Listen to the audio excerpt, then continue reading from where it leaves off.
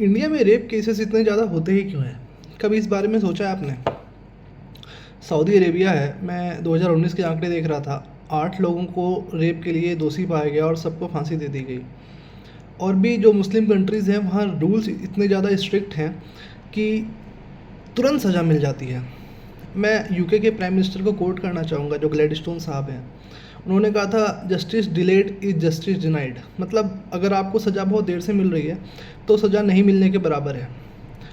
बहुत सारे आपके पास केसेस आपने पढ़े होंगे जिसमें आपने देखा होगा कि 20 साल, 25 साल, 30 साल बलात्कार के केसेस चलते रहते हैं और बाद में उनको छोड़ दिया जाता है। रिसेंट एग्जांपल मैं आपके सामने कोट कर रहा हूँ।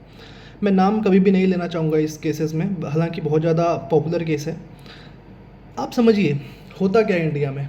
इंडिया में ना रूल है ही नहीं बहुत ज़्यादा स्ट्रिक्ट, आपको समझना पड़ेगा ये चीज़। दुनिया के बाकी कंट्रीज़ में अगर आप देखते हैं तो रूल बहुत ज़्यादा स्ट्रिक्ट है, आपको फांसी तक की सज़ा मिल जाती है, लेकिन इंडिया में ऐसा कुछ नहीं होता है।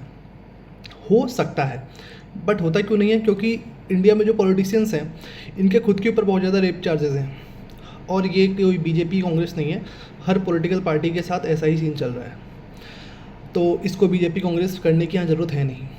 पहली चीज़, इंडिया में क्या होता है ना, अगर मैं आपको ये दिखा रहा हूँ, 98% जो केसेस हैं वो रिलेटिव के द्वारा होते हैं। तो आप समझिए एक लड़की के साथ सपोज रेप होता है, पहली बात तो रिलेटिव ने किया, घर वाले कहेंगे अरे भाई बात बाहर नहीं जानी चाहिए, अंदर अंदर रहनी चाहिए।